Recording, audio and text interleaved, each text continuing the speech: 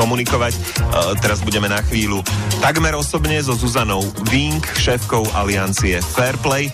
No aký bol týždeň v politike a v spoločnosti? Čo priniesol, Zuzana? Tento týždeň nám opäť dokázal, že k odhaleniu pravdivej podstaty postačí, ak politik prehovorí. Politické reči znovu odkryli, ako to naši volení predstavitelia naozaj myslia s nami, so štátom a s našimi peniazmi.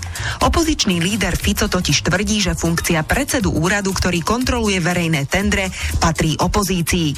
Premiérka takéto právo opozície prijala. Zároveň však odmietla vymenovať do funkcie akéhokoľvek kandidáta strany Smer. To Roberta Fica pobúrilo. Koalícia chce vraj v šéfovskom kresle svojho človeka, aby sama kontrolovala svoje kšefty. Je mimoriadne zaujímavé, že politici v súvislosti so šéf-kontrolórom tendrov za naše peniaze používajú slová ako patriť, naše a vaše kšefty či právo. Poďme s námietkami postupne. Ak niekto niekomu patrí, nemôže byť predsa nezávislým a nestranným kontrolórom.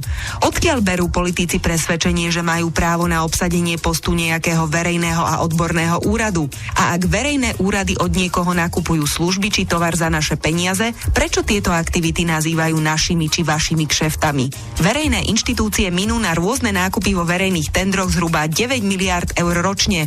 Majú za ne zabezpečiť kvalitnú a šetrnú službu občanom. Šéf, ktorý tieto nákupy kontroluje, je parlamentom na návrh vlády volený na 5 rokov, teda obdobie dlhšie ako vládnutie jedného kabinetu. Jeho úrad navyše kontroluje nielen nákupy ministerstiev, ale aj nákupy obcí, vúciek či firiem, ktoré na tento nákup dostali peniaze z eurofondov. Kontrolovať tak môže rovnako vládnych nominantov ako nezávislých či opozičných starostov alebo podnikateľov spriaznených s akoukoľvek politickou stranou.